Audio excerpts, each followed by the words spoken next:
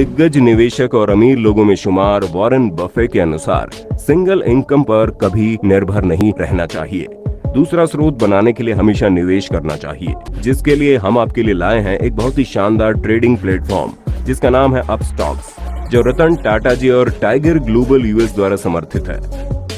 इस प्लेटफॉर्म में 40 लाख से ज्यादा लोग ट्रेडिंग कर बहुत पैसा कमा रहे हैं।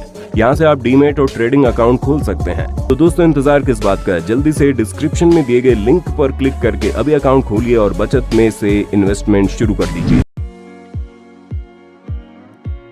और अभी जो कंपनी की बात कर रहे हैं sir, I think this is one company which in my view would be second to LT in terms of capabilities. It's a diversified engineering company.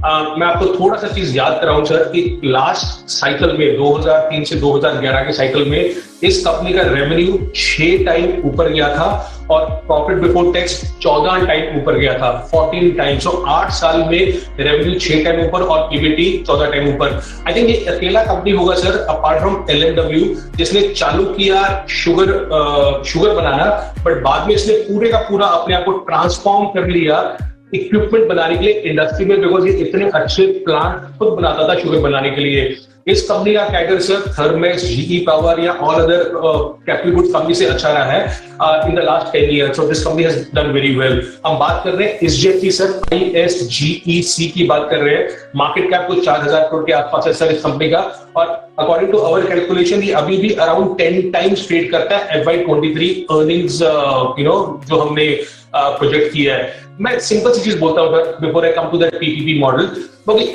हमें क्यों अच्छा लगता है, why we think that they are good to bank on.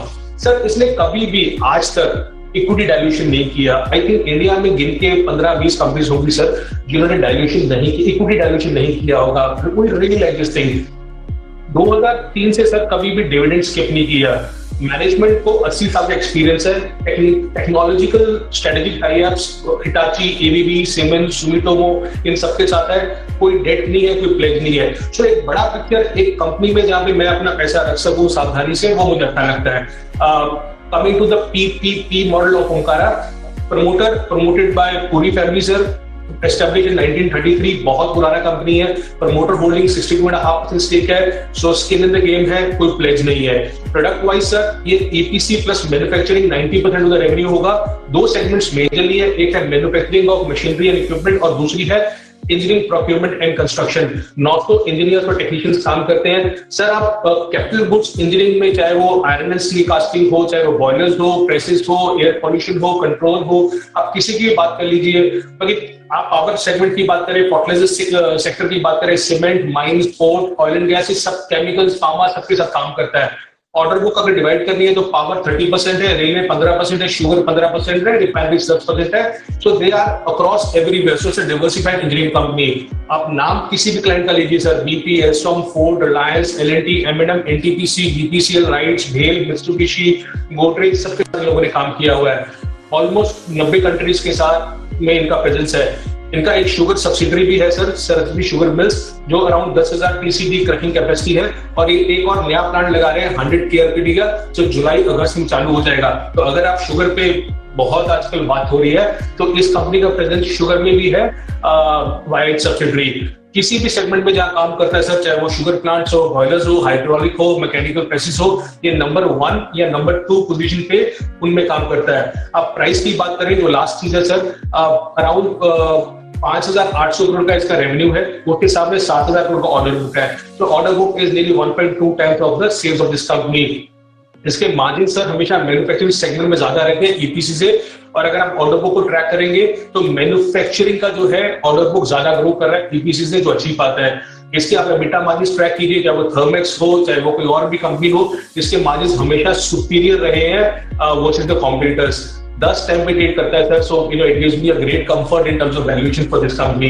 Last में sir triggers क्या हो सकते हैं, मतलब क्या चीजें हम देखना चाहेंगे हो जाए जिसके कारण ये रीरेट हो जाए।